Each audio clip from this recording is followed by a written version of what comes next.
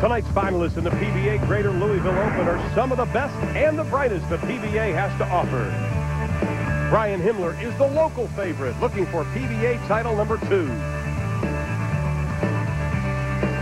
Pete Weber is back, looking to surpass his dad on the all-time titles list. The winner of that match gets Norm Duke, who led the tour in earnings last year and is looking for title number 20. Ryan Shafer feels he gave away the Japan Cup title and wants redemption. Could today be the day? And Michael Haugen Jr. is still looking for his first PBA title. All have a goal to reach the championship match and a $40,000 payday.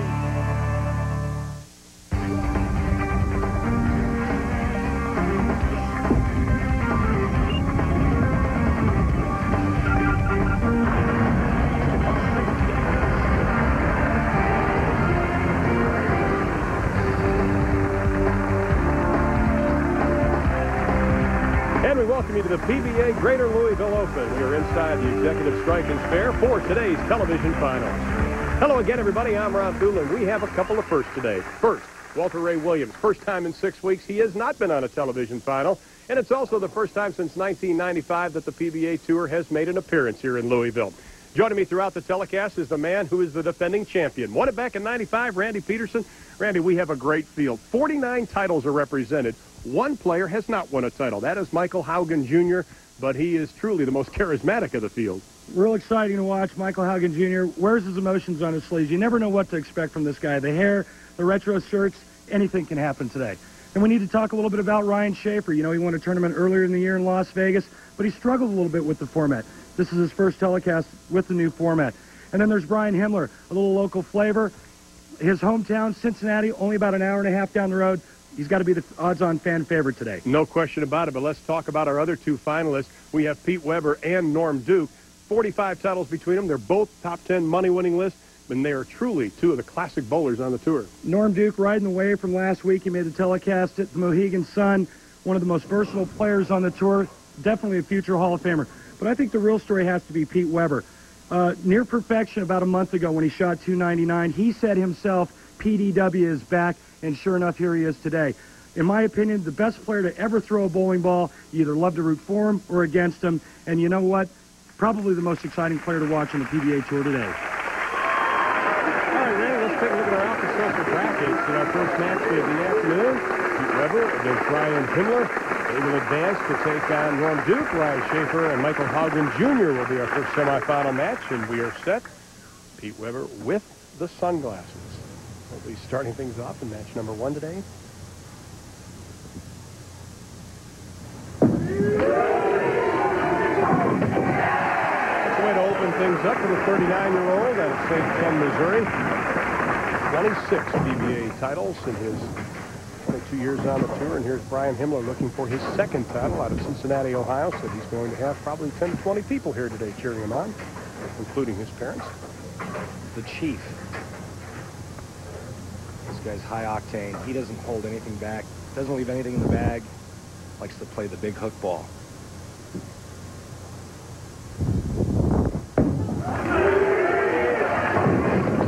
Well, they call him the Chief because he leads right now, though he trails Pete Weber. Let's take a look at the ball again, and he doesn't leave anything to chance. He likes going all or nothing. Take a look at this ball. Deep inside line. Ball drifts high, leaving the 4-7-9. Not real happy with that lead. He does play the big hook ball, but he doesn't want to be a one-dimensional player. I think when you think of Brian, you think of the big hook, but he's got to be more than that here. Well, he said he was going to come into today's telecast with an open mind, not just come in one-dimensional and with the big hook. Leaves the first open. That doesn't help. Said he was going to try to maybe go a little bit straighter today if he had to. Well, here's how Brian got here. Took care of Dave Shaver, Doug Kent, Jason Hurd was the wild card winner. However, he hasn't had much luck versus Pete Weber. He's 0-3 versus Weber, 2-0 in title matches. Native out of Cincinnati, Ohio, currently 14th on the PBA Tour, now trailing already by 11 pins after the first frame, and Pete Weber just concentrating.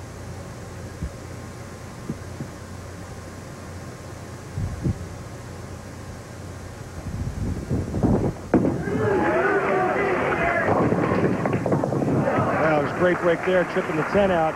And that's a little residue from the first shot on the right lane. The ball drifts high. The next thing that a player does, the adjustment that he makes mentally, is he gets the ball a little bit further to the right. Now watch the action over here. The 8-pin comes over and takes out the 10, leaving himself with an easy 2-4 spare conversion. Straight and hard, a lot of heat on that shot. Now, Pete and Brian Himmler are actually very good friends, and Brian telling me before the match that, you know, he looks forward to bowling against Pete, but Pete telling me, listen, every time I bowl, I've got a target right on my forehead. People want to bowl against me. They get up for me. I'm anxious to see if this is close to the 9th or 10th. These guys will go at each other. 2 in a row for Pete Weber. Of course, has already tied his dad 26 PBA Tour titles. A win today would make him numero uno. Take a look here at Pete Weber's form. 5-step approach, drops the ball into the downswing, shoulder or head-high backswing, and a great rotation. Pete's got one of the best ball rolls on tour because of what his hand does at the bottom of the swing, what it does through the bowling ball, and how it rotates under and around it. The 10 won't go down, but he'll keep that 21-pin lead he has so far in the early going. Pete's got a pretty good line of the pocket early on. Now he's going to switch to a plastic ball, which goes much straighter, less friction, throw it straight and hard at the 10. Well, the lead goes down to 20, but Pete Weber still leading as he completes his 3rd frame. I'm going to talk to Pete about the sunglasses. He says it takes the glare off. Anybody gets hurt from that lights are a little hard on his eyes. I think it's cosmetic. And here's Brian Himmler. You can see his record in TV appearances. Brian really wants to improve on that.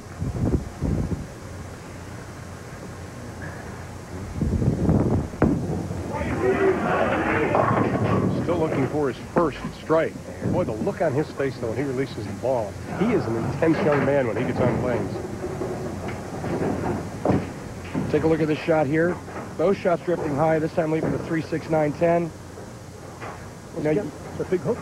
Right, well, you know, that hook sometimes gets you into trouble, but here's what's happening. Throws a pretty good shot in the first frame, goes high. Gets over the left lane, gets it a little bit further right, the ball doesn't make it back. Now he's got that fear factor going on in his mind. The fear is, well, if I get it too far to the right, it doesn't hook back. If I miss a pinch to the left, it goes high. Well, he's talking to himself as he's down now by 24 pins as he bowls into 4th. But the adjustments, and we talk about this format, these players have to make so many adjustments. Brian Himmler telling me just a few minutes ago that how much this format takes it out of you. You have to be on top of your game from the beginning. But now he's got to make more adjustments, even what he's been doing since Thursday. 2 different balls, one for the left lane, one for the right lane, trying to find a consistent line of the pocket. That's there better. We go. The problem now is on the telecast, you've only got 1 game to do it. In zone, in match play, it's the best 3 out of 5 games. You can afford to have a bad game, fish around trying to find a better strike line, and possibly maybe even sacrifice a game to find your strike target again. There you see what Pete has done, defeating Steve Wilson, Parker Bone, and Dave Traber. Traber, one of the hot bowlers on the tour. That Dave Traber match was really fun to watch. Oh my! Sit down, 7. Dave Traber comes out right after Pete. Like when you talk about the bowlers coming after Pete, he shoots 300 right out of the gate at Pete Weber. Pete, unfazed by that, comes back and wins the next 3 straight. 99th TV appearance. Pete Weber. Let's take a look. Now watch this action. This is why you put fingers and hook and roll on a bowling ball. Watch the action there. Petey just stared it down. Nice little hand slap.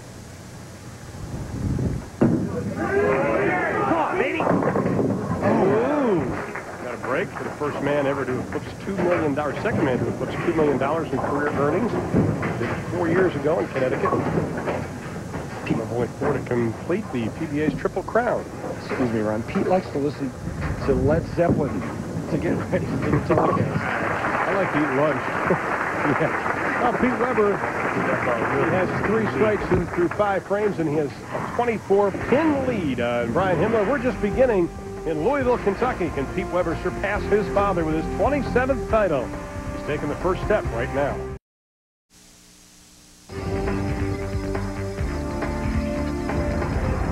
The championship round finals of the PBA Greater Louisville Open are being brought to you by Alka-Seltzer Heartburn Relief. Nothing puts out the fire faster. By Miller High Life, the champagne of beers. And by Dexter, the #1 bowling shoe in the world. Well, with Randy Peterson, I'm Ron Coolin. Welcoming you back to the Executive Striking Fair in Louisville, Kentucky. And while we're away, Brian Himmler put together a 3-bagger. He's got 3 in a row, and he's cut that lead down to just 4 pins. As these two gentlemen playing for that $40,000 first place prize.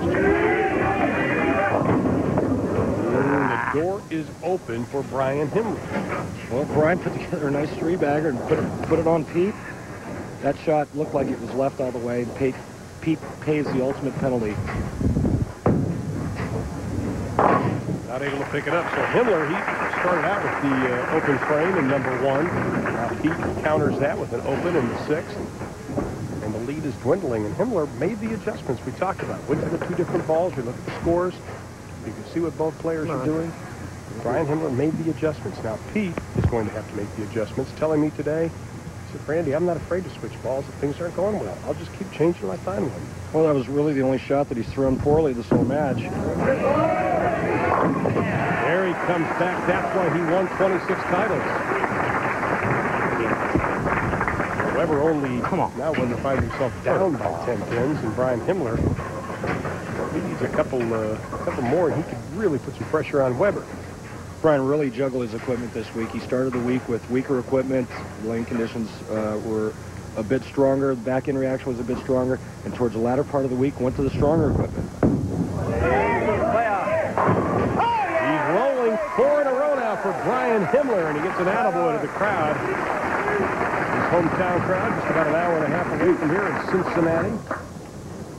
You know, Brian Himmler, you talk about guys on the tour that are so confident. And I have to say, though, I'm wondering why Brian Himmler hasn't won more on the tour. Well, you know, I think that he used to come in to the telecast with one mindset. He was going to hook it.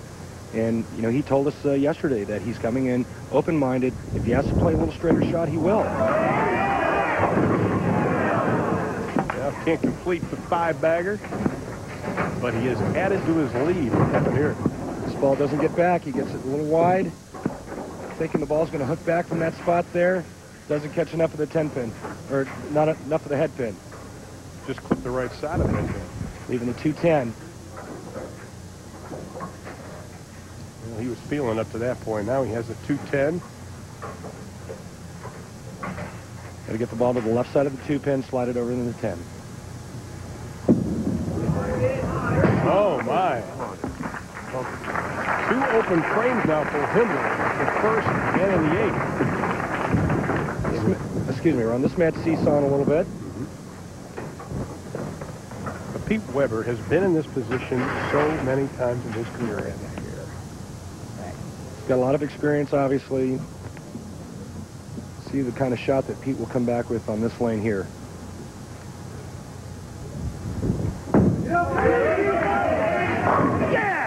Now Pete Weber walks through the door, and Brian Himmler left open. Well, last season, Ward Dunn and Marshall Falk staged a thrilling back-and-forth battle that was decided in the final seconds by Dunn. And tomorrow night, Tampa Bay will try to do it again against powerful St. Louis, a team that sits atop their division. The Bucs Rams Monday Night Football on ABC tomorrow. Go Marshall. Go Marshall. Go Marshall. Have I told you I'm a Rams fan? Yes. Okay. All last week. Leading by 6 pins. Leads the 10. And there's the experience and the experience of lane play by Pete Weber. Even though this ball leaves a ring in 10, he rebounded by that shot where he left a big ugly split. The deep inside line. This ball does get back. Where Brian Himmler's ball hung, Pete's ball gets back from there. Pete rebounded immediately from that big split, came back with a double pin. Another great shot there, leaving a ring in 10. Well, that was Pete now with a possible 214. Brian Himmler with a possible 219. With Pete leading by 5 pins. Himmler steps up here in the 9th. It's all going to come down to who performs the 10th frame. That's exactly right, and that's what Brian Himmler told us. It will come down to the 9th or 10th. Oh. and that's just a terrible break. 9 would have been okay. At worst, 9. that ball should have just left the 4-pin. Well, it's new. Should have just left the 4, at least 4-10 split. That 10 just, 6 just wouldn't get it. This could be the match. Left side of the 4-pin. Brian Himmler struggling here tonight. And now Pete Weber, the possibility to move on to the next match, wide open for him. 198 now possible for Brian Himmler. He'll bowl here in the 10th. Here's the situation. Brian needs to get up in the 10th frame, throw 2 strikes, force Pete Weber to get a mark and good count.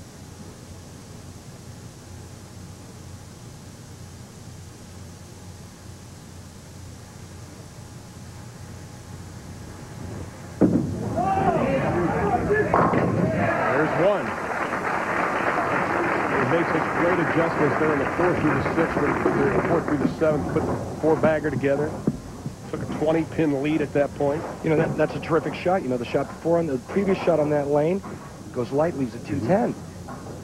Comes back with a real aggressive shot, made sure that he got his hand in the ball, made sure it had revolution so it would grip the lane and hook back to the pocket. Brian, a solid 190 pounds. He's worked hard on his conditioning, he's lost some weight. His game's getting better and better. That 10 just won't go down, Merry and now Christmas this again, match Pete. will belong to Pete Weber. Maintaining his composure for Pete. Took off last week after 7 straight weeks on the tour. 8 on the first ball. He comes into this Louisville Open extremely confident. Brian Himmler winds up with 188, so all Pete Weber needs is 8 pins. He will advance to the next match. Interesting tactic here. Pete gets a spare ball out, throws it straight down the middle of the lane. That'll do it. Pete Weber is our winner in our first match in the wild card match, which is so difficult to come from this wild card match. Not only have you bowled a lot of games coming into it, now you have to win 3 to win the title, as opposed to everybody else. Winning 2. Pete's going to have some time to think about his next match. Maybe concentrate on some strategy. Now Pete Weber trying for his 27th PBA title, which will be one more than his father, the legendary Dick Weber. Pete Weber has advanced to our next match. Coming up next, it'll be Ryan Shafer and Michael Haugen Jr., but Pete Weber has secured a place in round number 2. Coming back to Louisville, Kentucky with more bowling right after this.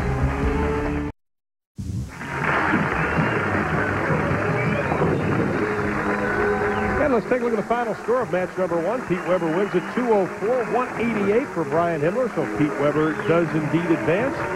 As we take a look at our updated Alka-Seltzer brackets, Weber now will take on Norm Duke. Coming up a little bit later on, but Ryan Shafer, Michael Haugen Jr. is the next match on tap. You know, for PBA star Norm Duke, fear is not an option, but for league players playing the extreme edge of the lane, there is some fear. How do you get rid of it?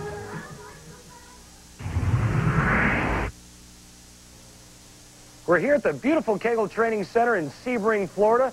With me, 2-time and reigning PBA Player of the Year, Norm Duke. Norm's tip today is eliminating the fear of playing the extreme outside angle. And he's going to do that by explaining to you something we call swing path. Randy, the fear of the gutter is throwing it in the gutter. So I'm going to eliminate that mistake with this swing path. By placing my right eye on my target, let's say it's the first or second board, I can place the bowling ball 2 boards left of that mark. It will always return inside of the mark I'm looking at, provided I don't open my shoulders. Thereby, all my mistakes will be left. None of them will hit the gutter.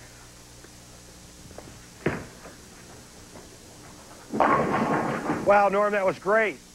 Okay, listen, you showed us how to eliminate the right mistake area. Can you do the same thing with the left? Sure, Randy, but you have to open your shoulders through the swing. No longer have a pendulum swing effect.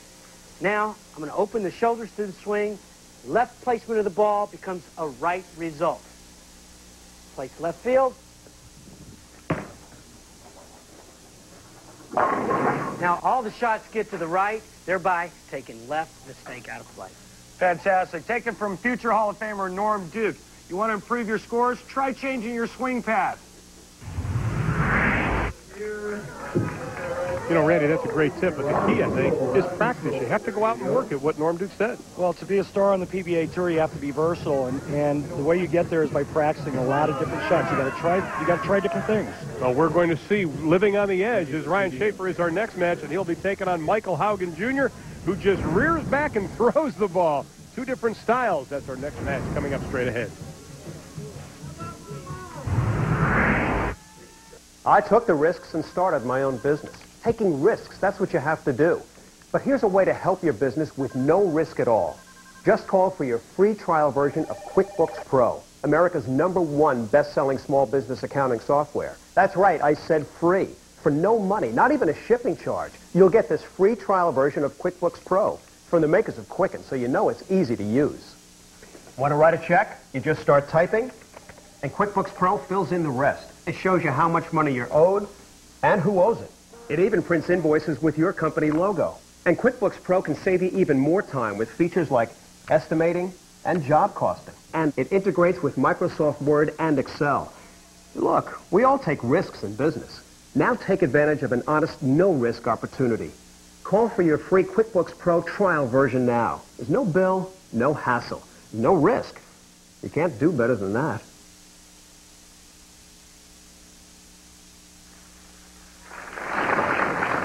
And we welcome you back to Louisville, Kentucky, along with Randy Peterson. I'm Ron Thula. We are inside the Executive Strike and Spare as Michael Haugen Jr. looking for his first PBA title is next.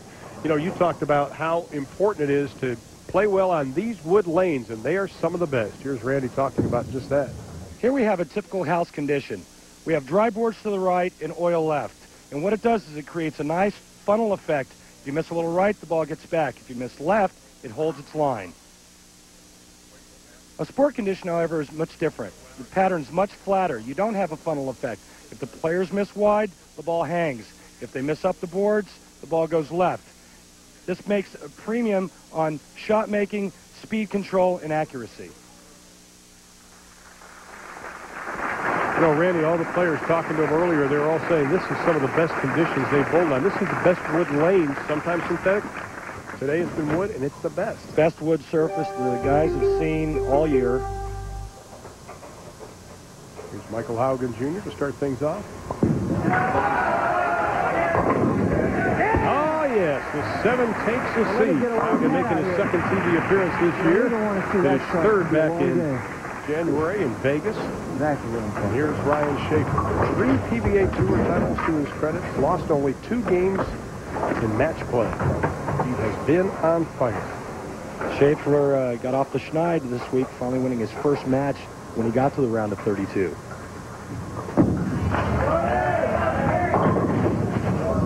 You're going to see 2 completely different lines being played by these 2 gentlemen. Ryan Shafer's playing the inside line. You see Michael Haugen there. He's going to be playing the high heat from out.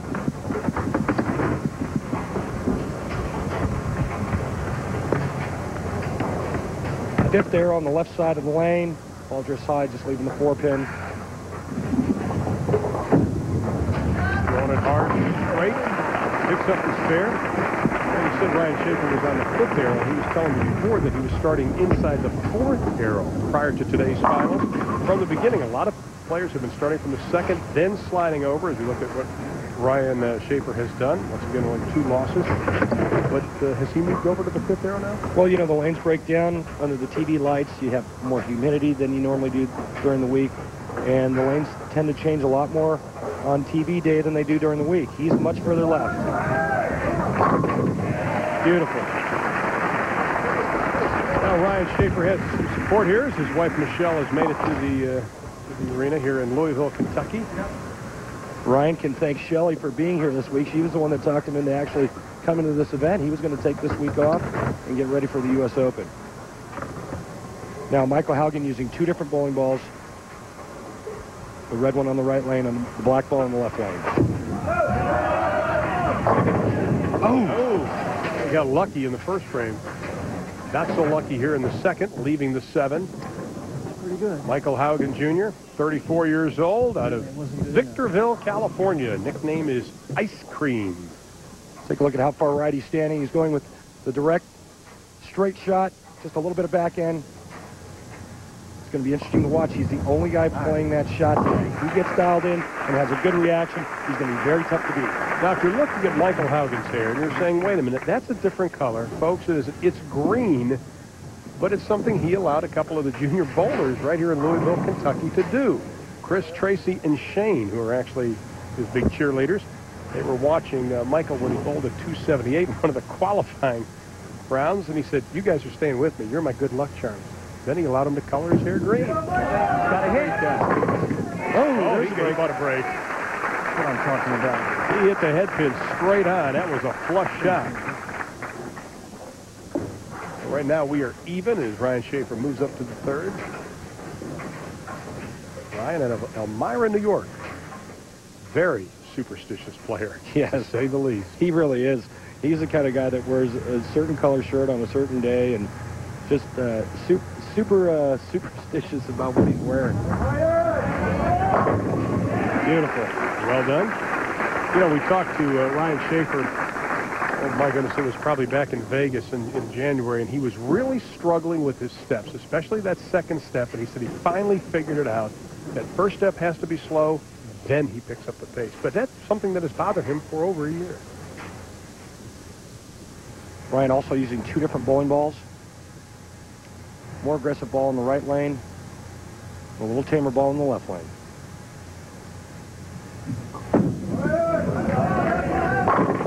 Well, he gets a break, too, as he tries to increase that 10-pin lead that he has on Michael Haugen Jr. Now it's up to 20-pin lead as Haugen set the bowl in the fourth.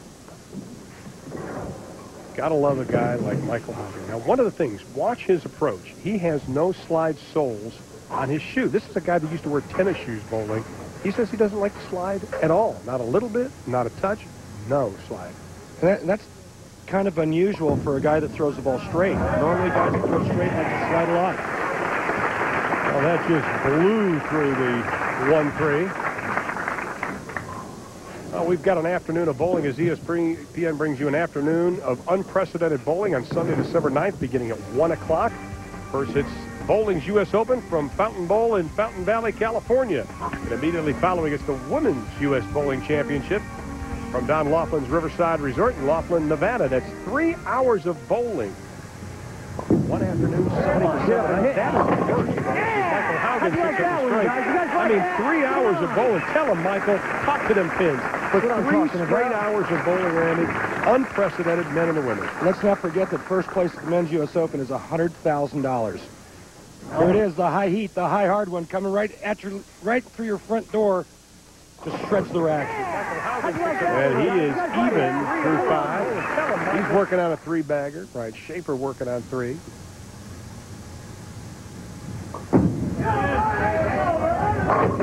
Make it 4 for Ryan Shafer. Ryan Shafer, just a great story. Has diabetes, has to take insulin injections 3 times a day. And with the format that we have in qualifying, the guys could be out on the lanes for up to 6 hours. If you factor in the time they have to take to get to the center, the practice, by the time they get out of the center to go have a meal, he could be here up to 8 hours. And he's really worked hard on regulating the insulin intake and keeping his blood sugar at a level that allows him to That won't go down. And he was talking to us about that. He said, I don't like eating while I am bowling. So I really have to be conscious. And his wife, Michelle, has been very supportive on this. But he takes that blood sugar, makes sure he eats well. It hasn't affected. He was diagnosed at the age of 19, so that was some 16 years ago. What he'll do is in between a block, you know, we have a 9-game block of qualifying. You know, he'll have to eat a candy bar or some orange juice when his blood sugar starts to go down. Well, he just didn't slide or slid too much. What do you think? Looked like he stuck and just pulled the ball left. Now, Ryan Shafer does not pick up the single pin, and that gives Michael Haugen the lead. Michael Haugen Jr. looking for his first PBA title as a 2-pin advantage.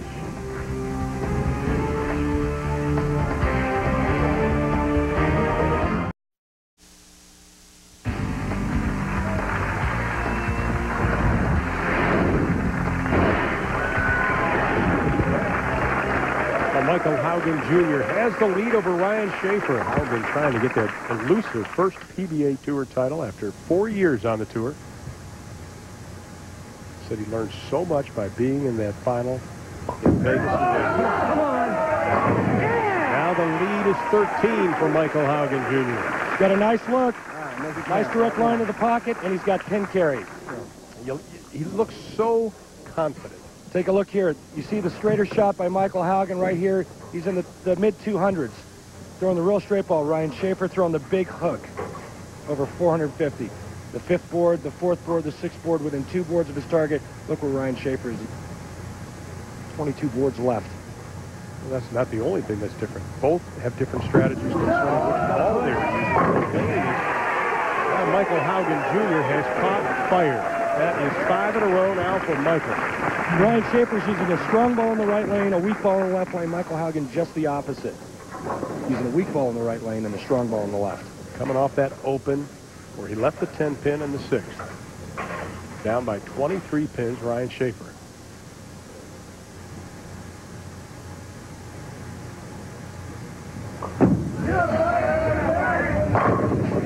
Ooh, that ball was sliding, but it worked. Now let's take a look at the Dexter footwork of the pros with Ryan Shafer. My Dexter solution for the week was the number 2 heel and the number 4 sole. I found the approaches to be fairly normal this week. I'm a power player, and I really need to plant at the foul line. The number 2 heel and the number 4 sole combination allowed me to gain maximum leverage for maximum power during every single release. The key here is that Ryan Shafer gets to the foul line before the bowling ball. He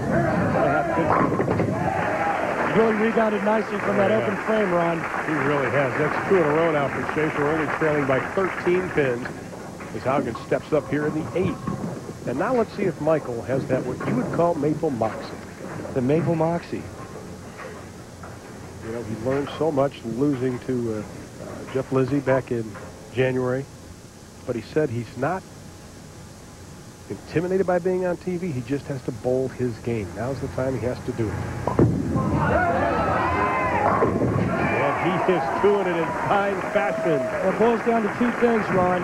Number 1, you got to have a good look. You have to have a good ball reaction. That frees your swing up. Number 2, you need experience. Then he has to stay focused. That's been his mantra that he has really worked on, as his lead is now still at 23, bowling in the 9th. Haugen, who's won this year on the tour just over $25,000. That $40,000 check would look awfully nice to him.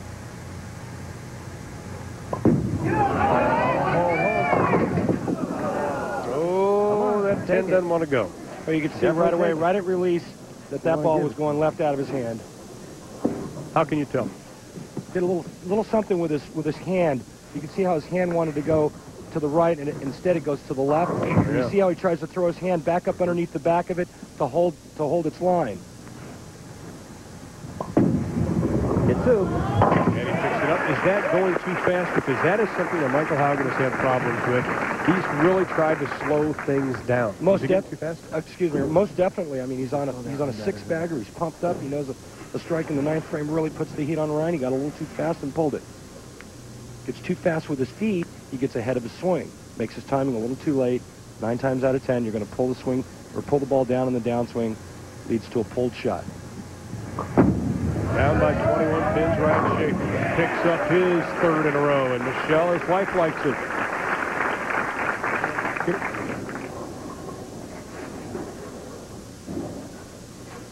Take a look here at Ryan Shafer, how far his hand is underneath the bowling ball.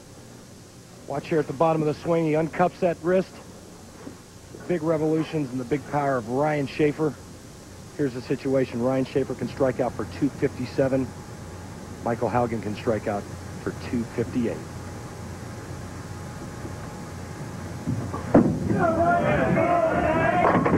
Oh, my. That's the most emotion I've seen from Ryan Shafer in a couple of years. Now the 10 got some good reaction. I don't know what hit the 10, but something sure did. Take a look at this. The 6-pin goes to the wall. Something comes out of the pit, takes the 10 out. What a great break. And watch this reaction. Yeah. He knew he needed it. Now, big shot here. This will force Michael Haugen to double in the 10. Ryan strikes out, he will force Michael Haugen to strike out to win by 1 pin.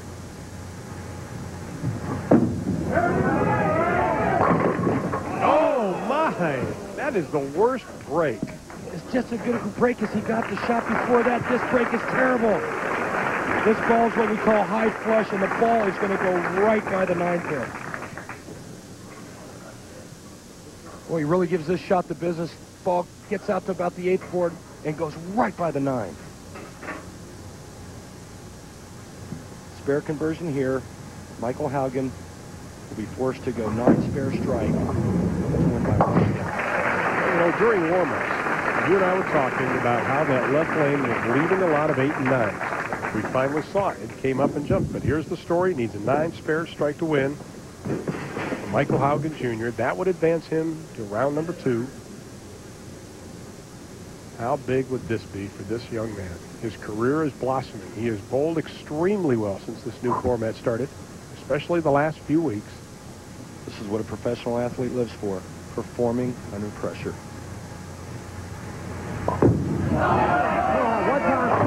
There's the strike. Let's go. Boy, he really put a good touch on that shot. That ball looked like it was going to drift a little bit high.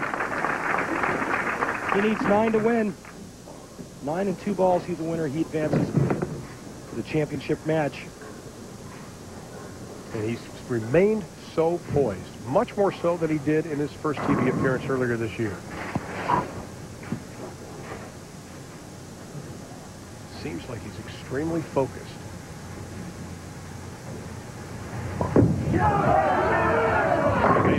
Put him in the books. That's what I'm talking about. Michael Haugen Jr. has advanced. Come on now. Just 2 great shots right there, back to back. He's going to be bowling for a chance to win $40,000 in his first title. And Michael Haugen Jr. looks up at his young fans, some of the junior bowlers here, gets a hug from Shafer, but he advances. 2 matches are in the book. $40,000 is at stake. Can Michael Haugen Jr. claim it? Match, baby. We'll find out in a moment.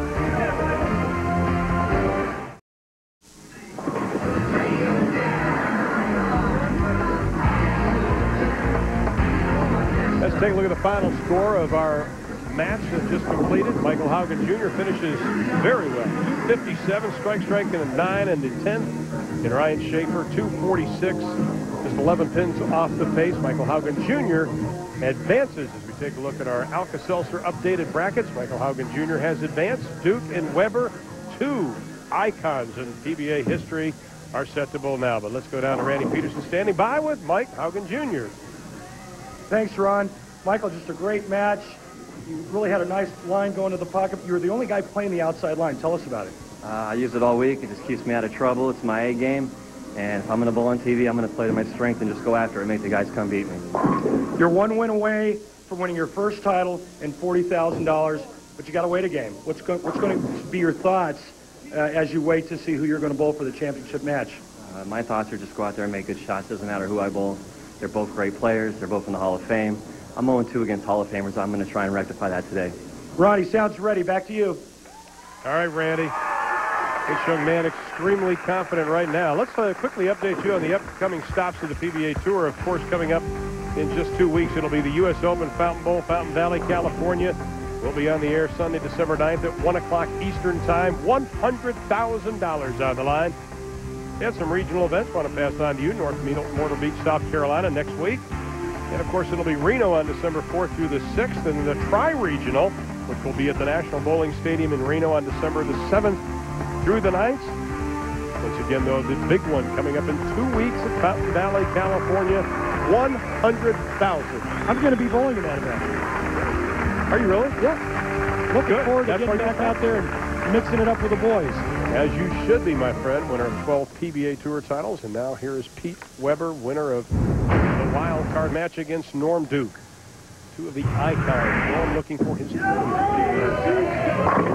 Off and he opens it up, clearing the deck. BBW. And here's Norm Duke. Made last week's television final. Lost to Tyler DeLuce Jr. though.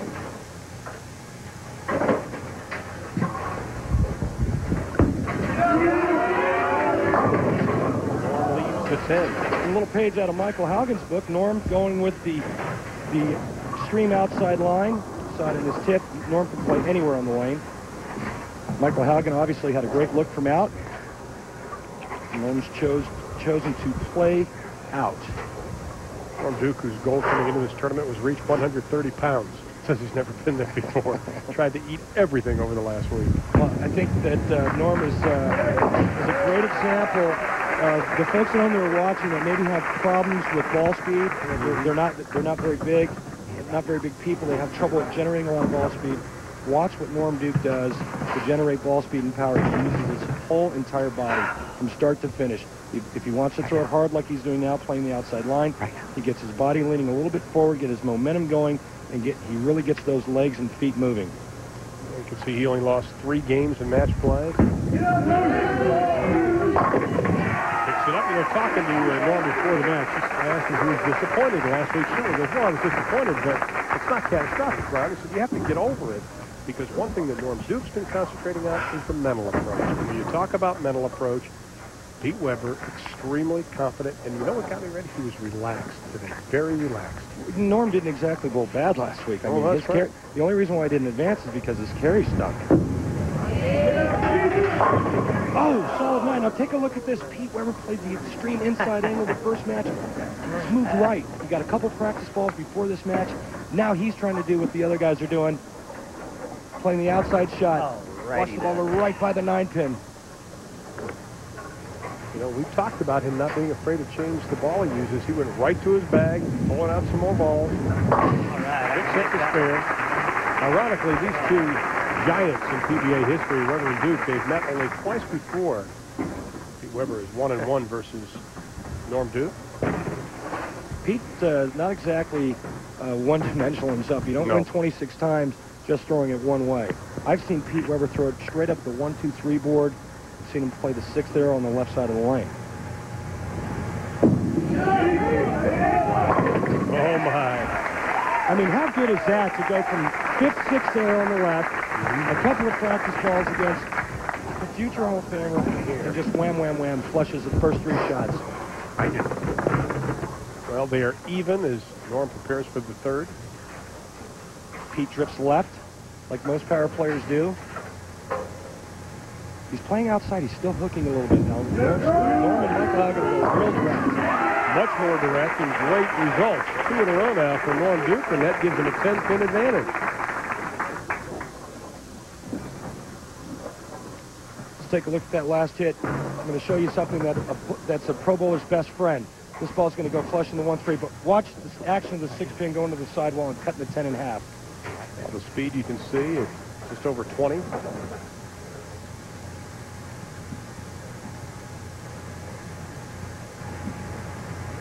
Norm looking for a 3-bagger. Oh, and that 10 is pesky. You know, last week we saw the 10-pin. How many did we have? 19, 20 10-pins stayed up?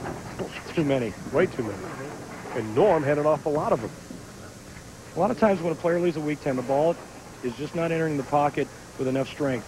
And the adjustment for Norm would be to just back his speed down just a smidge, or possibly move a half a board to the right to get the ball to go more flush.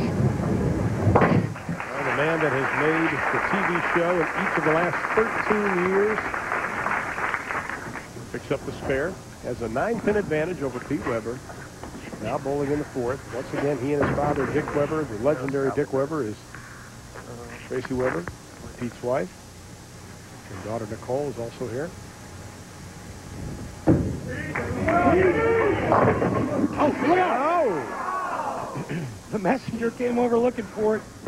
That was a big ringing 10. Difference between this shot and Norm's shot was the 6-pin goes around the 10. Norm had that 6-pin going to the sidewall and cutting the 10 out. The little scout coming over looking at the 10 just missed it. And here's the thing, though. Pete Weber has bowled 8 tournaments this year. He's made into the round of match play all 8 times. The only person or player to better that has been Tommy DeLuce Jr., 9 for 9. Well, for all the latest information from the PBA Tour, just a mouse click away at www.pba.com. You can check out all the PBA news, biostats, stories, and participate in forum chats. with other NBA fans. And as an added bonus, look for the new features on the site during the upcoming U.S. Open at PBA.com. That is PBA.strike for Pete Weber. The thing that I like to watch when I watch Pete Weber bowl is his release. He told me yesterday that if he has a good feel in the thumb, that's his key. You know, he gets his thumb in the ball, he's got a good feel, he can really repeat shots. If he has a bad feel, he struggles. But when he's got it going on, and he's got the A game, he's a lot of fun to watch. This guy. Direct approach again seems to be the best approach for Norm Duke today. He is now up by 9 pins. Both players done with 5. We talked about Norm Duke creating speed. He's using the entire length of the approach. You want to throw the ball faster, move back on the approach, increase the length of the steps to make them faster. You want to throw the ball slower, move up on the approach. That's a tip from Randy. Look at his heel. His heel hanging right off right here. Oh! 2 in a row now for Norm Duke. And he increases his lead to 19. It's Duke and Weber. The winner advances to the final match. It's Michael Haugen Jr. And right now, Norm Duke leads by 19.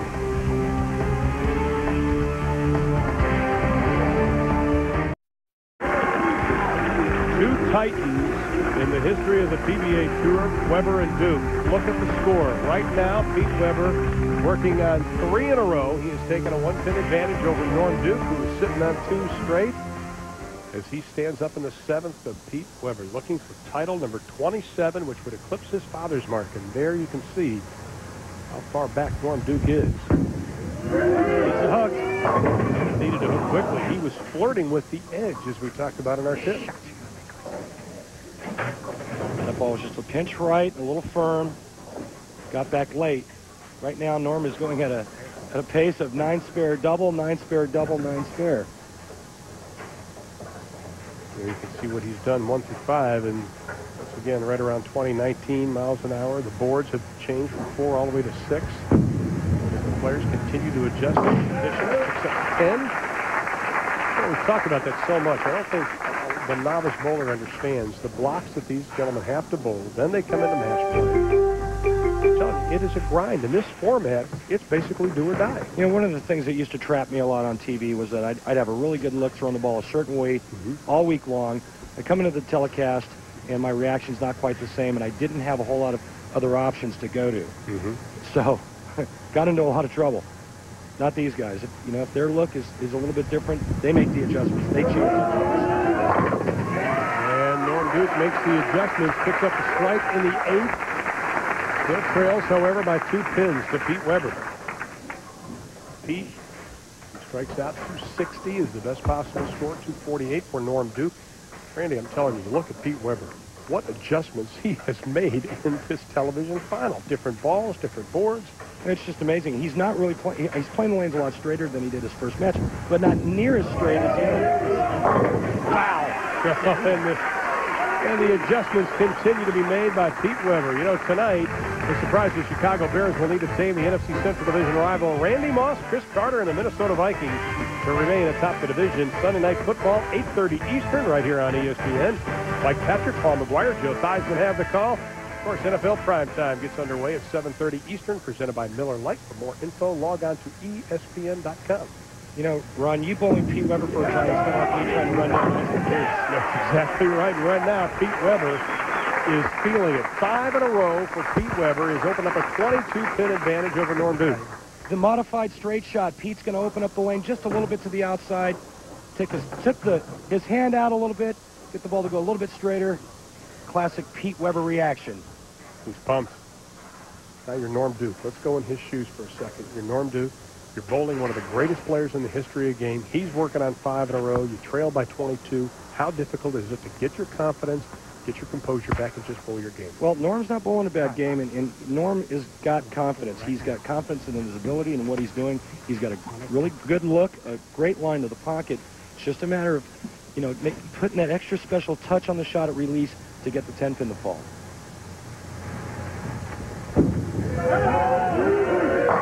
I mean, it's all strikes and 3 10-pins, Ron.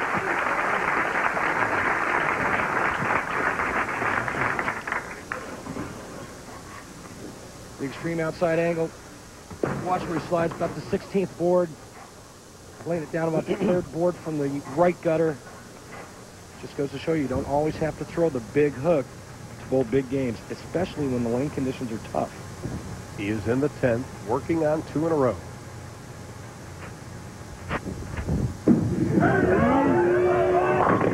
Oh, wow. And that was a big shot. He had to have it. This ball drifts just a little bit high. Headpin goes to the sidewall. Sometimes you can get that trick 4, but not the case for Norm Duke. Now the situation is pretty simple. A spare here and a strike. Norm shoots 227, but force Pete Weber to mark in the 10th frame.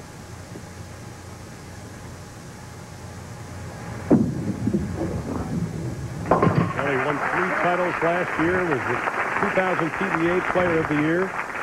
Youngest player ever to have won a PBA title, but Norm Duke has this one slipping from his fingers, depending on what Pete Weber does. And again, he just kept, boils down to carries. That was out of the 10 shots that he's thrown. That was the worst one. That was the only shot that that was anywhere near to being marginal. The 10 pins obviously could have all been strikes very easily. 7 and he gets it. Norm Duke finishing with 227, and Randy right now for Pete Weber, he doesn't need a whole lot, 9 pins. Well, the last time we saw Pete Weber, what a tournament in Michigan. How about a 299?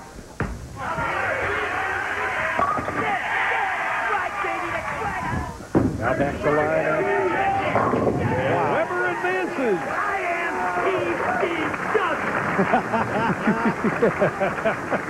If you didn't catch that, just let you know who he is. I'm telling you, what is... Well, Pete's going to advance to the championship round against Michael Haugen. Pete trying to become the first player in the new season to win 2 titles. And Michael Haugen's looking back there going, well, great, I got to bowl Pete Weber. He's going to shoot 260. For my first title, not exactly the guy I'd want to bowl, Ron. I'd rather bowl you for my first title. Well, you'd have a better chance, I think. But, we have the great contrasting styles. The man who's won 26 PBA titles versus the man who's trying to win his first PBA title. Does Michael Haugen Jr. have the confidence and have the game to stand up to one of the game's greats? Weber Haugen for $40,000 coming up. Straight ahead here on ESPN.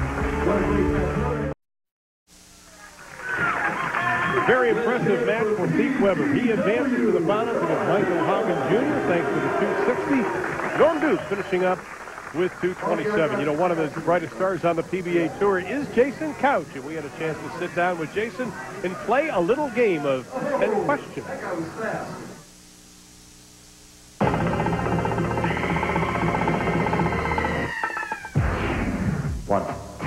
I'm the guy that sits down with a beer and the sports page. I'm just a regular guy. I enjoy reading the sports page, and if I'm not reading the sports page, I've got ESPN on full time because that is my favorite show by far. I follow the Los Angeles Dodgers for baseball. They spring train about an hour south of me, try and get to as many games as possible.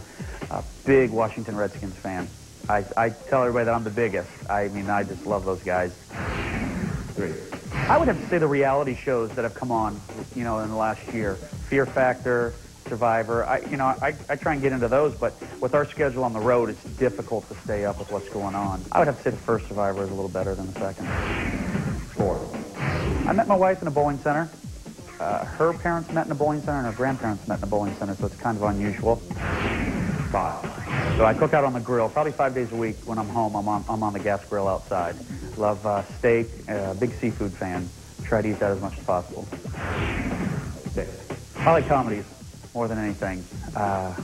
Big fan of Chris Rock. Chris Farley, that passed away a few years ago. Loved his movies. American Pie, good movie. Enjoyed that one. Just anything that makes me laugh. 7. I love playing golf. Not very good at it. I'm about an 18 handicap, but I enjoy the game a great deal. 8. Way out of politics. I don't vote. I don't follow anybody. Very difficult too follow politics when you're on the road. None. I'm the type of guy that wakes up in the morning and SportsCenter is the only thing that goes on. I mean, I'm 100% into sports. Definitely love it. The biggest thrill for me was winning my first tournament on tour. You know, it's a dream that you have, and I thought I would never replace that. But having kids definitely replaced that in a hurry. Jason Couch, one of the true up-and-coming stars of the PBA Tour, one of the great guys. We have an incredible event coming your way, coming up on December the 9th from Fountain Bowl in Fountain Valley, California. $100,000. It is the premier event this year on the line. That's the first place prize check. That'll be for bowling's U.S. Open. You'll be seeing the bowlers that you're seeing here today. And that'll be coming your way live on ESPN beginning at 1 o'clock Eastern, 10 a.m. Pacific on Sunday, December 9th. Here's how it stood up so far. The Alka-Seltzer brackets. We have Shafer and Haugen with Haugen advancing. And then Duke and Weber, Pete Weber advances. And now we have the man who has won 26 titles against the man who is looking for his first Crystal Trophy. Michael Haugen Jr. One of the charismatic stars against Pete Weber, one of the icons of the PBA. It's Haugen and Weber in the championship match coming up next. It has come down to the final match. Pete Weber, 26 PBA Tour titles against Michael Haugen Jr., the 34-year-old looking for his first. He is pumped. He is excited. His nickname is Ice Cream. Ice Cream better not melt against Pete Weber. Take a look here what Pete did. First game he played the extreme inside angle. Now he moves out. 7th, 8th, 9th, 4th. But take a look at what he did here coming down the stretch. That's accuracy. That's what makes this guy. Well, I think if you're Pete Weber, Randy, correct me if I'm wrong, you have been here so many times before. You want to come out incredibly strong, put a little pressure on the young man right off the bat. Sure, not only by striking, but, you know, in your reaction, slapping your hands, you know, a little yell, giving it the war cry, anything you can do to get this guy here shaken up or thinking about something other than making good shots. Talk about getting thrown into the lion's cage. Poor Michael Haugen. You know what? There's no backing down in this guy. No. There you see it right there. He told me just a couple of minutes ago he loves the format because it's do or die. You've got to get up there and perform, and that's what this young man wants to do.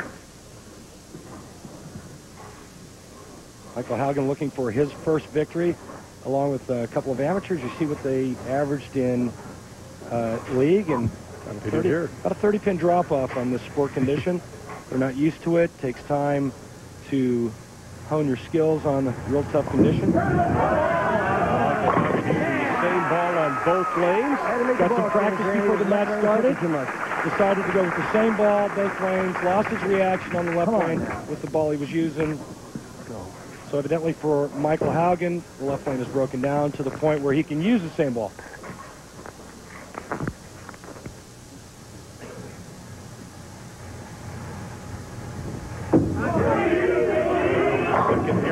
Cleans it up rather nicely. What a great look and great ball reaction Pete Weber has from out now. This is it, $40,000 on the line for these two players. See, the thing to look for is when you watch Pete Weber's release, you see him going around the side of the ball, which would dictate to most people that that ball should hook more. But what he's also done is he's softened his hand pressure and lowered his rev rate to keep the ball from hooking. And right now he is on fire. 3 in a row for the legendary Pete Weber. He turns around, looks at Michael Haugen and goes, "It's on like Donkey Kong." And now let's see the young man who said he grew up on the beach. Being on TV for Michael Haugen means a great deal to him. It means that he is one of the best. Defeated Ryan Shafer in the semis. Same ball. No. Seen that a couple times where you leave the ring in 10 and one of its friends comes over and looks for it. Good shot. 6-pin's going to go up and around. Hooked around it again. And then a couple of friends come over looking for the 10, but not to be. Good spare conversion there. Michael Haugen with the green hair, courtesy of some of the junior bowlers here. Take a look at this here now. The little Dennis Rodman green. He's got the Viagra gel working, the power spikes going. And oh yeah, a message from Michael to somebody back home. And I'll do this quickly. Sorry, Grandma. I'm just doing it myself, you know. That's a dope, not a do, right? That's a hair don't, not a hair They do. could throw the ball for me. That'd be good. Here's too, one you of the know. young men, and a couple of the junior bowlers talked Michael Haugen into doing it. One of his personal hairdressers. But I'll tell you what, Michael Haugen's a lot of fun. Oh, he's great. A lot of fun, exciting to watch, and the fans just love him. And Danny Wiseman with that retro look. Ooh, there's it. See the messenger coming across there? How you like that? You know, I was going to ask you, Randy, adversity happens to every athlete, no matter what sport you're in. How will this young man react to that spare in the third and react to the strike? He's making great shots, but watch this. Ball goes into the head pin, comes right across, looking for the 10. This time there was no 10 pin. Look at that, down on one knee. The ball leaves a player's hand, he knows immediately. And then Pete answers 4 in a row for Pete Weber. This is 2 heavyweight fighters just slugging it out right now. Mano y mano. This is an asphalt one-on-one game, isn't it? Take that. No, take that. That's exactly right. Right now, Pete Weber leads by 21 pins over Michael Haugen Jr. Pete bowling in the 5th. Excuse me, Ron. Moved his target about 15 right. Watch this ball come storming back in the back end. Dead flush.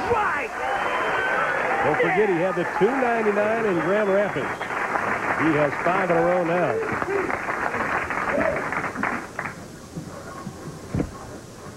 He sits and calmly waits. Michael Haugen now down by 31. Well, it's early. It's only the 5th frame. Michael Haugen going at if he strikes out, can shoot 279. Pete Weber obviously is perfect. I can figure that out. But all it takes is 1-9 spare, and this match is tied. Oh, man. Standing up to the challenge, Michael Haugen Jr. Exactly what You know, 6 years ago, we were here in Louisville for the PBA event. Come and get it. 1995, the Ebonite Kentucky Classic, and my partner Randy Peterson, looking much younger, defeated Mark Williams with a solid 244, 203, and that was worth the championship. You have not changed, partner. Oh, thanks. Look at that touch, huh?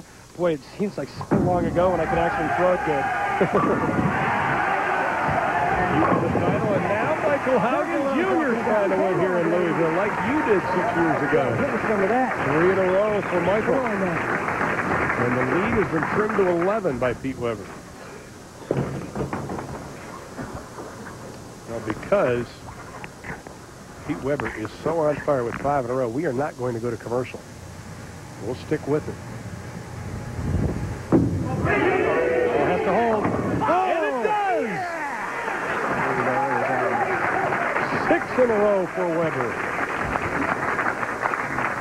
Pre-rack. Pete Weber's found a home just right of the second arrow. Yeah, see how it's done now. Watch this shot here. Take the Hall of Fame to show you. The swish zone. Last season, Ward Gunn at Marshall Falk Stage is throwing back and forth battle that was decided in the final seconds by Dunn. Well, tomorrow night, Tampa Bay will try to do it again against St. Louis. Monday Night Football on ABC.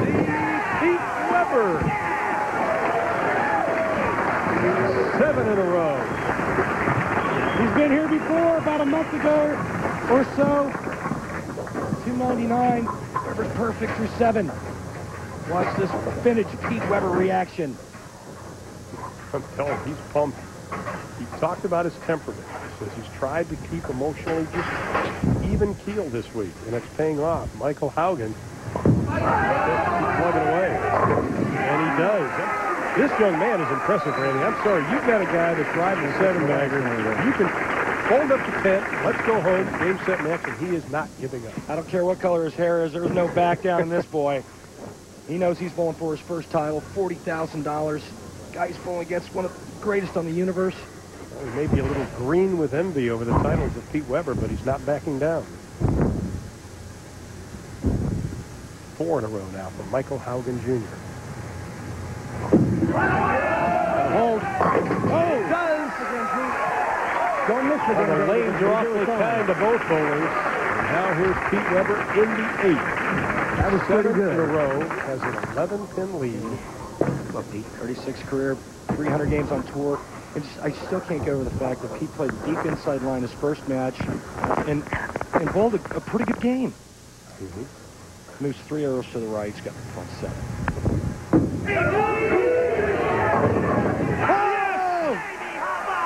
His last 300 game was in Vegas in the year 2000.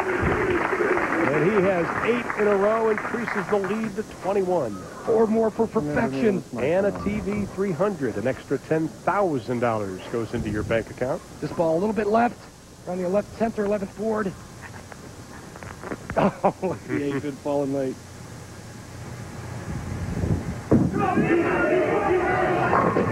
Oh, my, 9 in a row for Pete Weber. Was there any doubt in that shot? Somebody better go out and get him some coffee to go with that sweet roll. Michael Haugen, what do you do? I mean, you're bowling a great game. You have 1 spare, 8 frames, and you're losing. Simple. Michael Haugen strikes out 9th, 10th, 11th, and 12th. 279. Pete Weber gets up in the 10th and needs the first hit. Oh, my, this young man is not going to just walk away from the executive strike and spare. Been a great show. Great exhibition. Lots of guts from this young man here. The crowd loves it. Taking full advantage of the situation at hand. He knows what he needs to do. It's real simple. Can't miss. Also, by striking out Pete, in my opinion, puts pressure on Pete. Oh, my. Almost a solid 9, the high flush zone. The 9 pin, the last one to go. 7 in a row. Michael Haugen Jr. Oh, that ball just drifted just a little bit high, and he shook his head like, oh, no. The ball just lays there, and he goes, oh, thank you. Yeah, he had the spare in the 3rd, trails by 21, working on 7 in a row.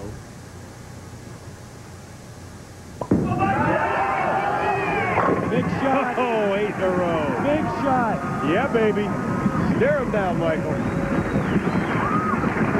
I'm going out fighting. So Michael Haugen saying to himself, this next shot is very, very important. Got to get 10 to put the heat on Pete. 10 here forces Pete to get the first strike to win. Pete's probably saying, what else do I need to do? This kid, get away from me. Pete's mind is going like this. Well, let's see. I've got 300 going on, but if he strikes, I need the first hit.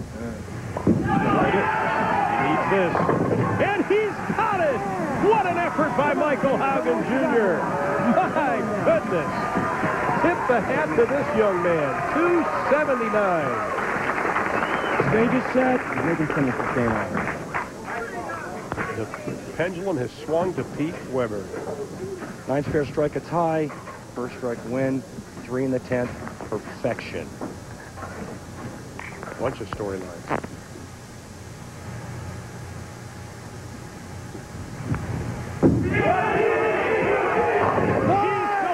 Chance.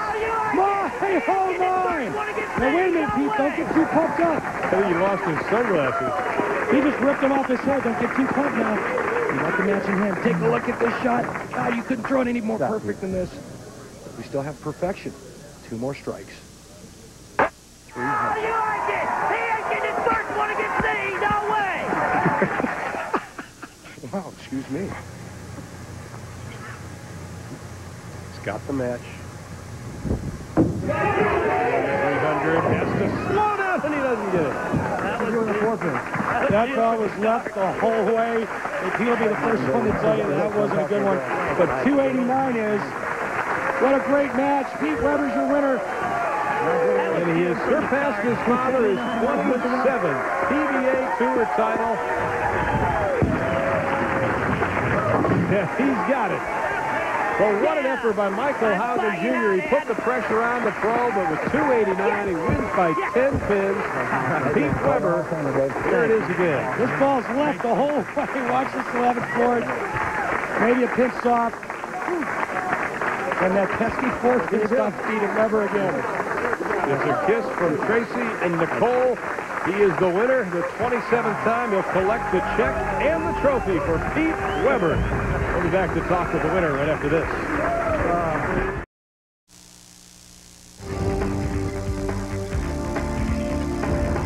The championship round finals of the PBA Greater Louisville Open are being brought to you by Alka-Seltzer, heartburn relief. Nothing puts out the fire faster. And by Miller High Life, the champagne of beers. And we welcome you back to the PBA Greater Louisville Open. You can see the score of Pete Weber. What a tremendous effort for Weber. 289 to win by 10 pins. And Pete joins us now. Pete, I think in the first match it was very obvious. You played inside, you bowled extremely well, but then you made an incredible switch. You went outside for your second match. Why the move, and were you surprised it was that successful?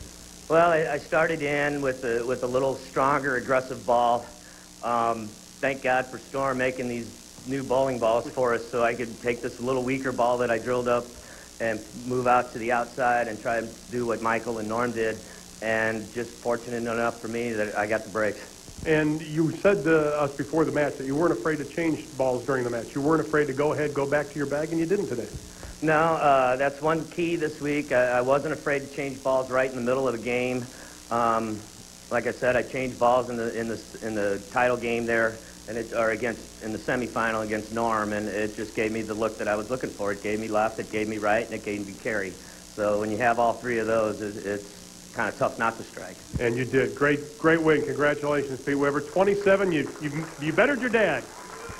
Well, yes, I have. We'll be back with more from Louisville, Kentucky right after this. Here we go.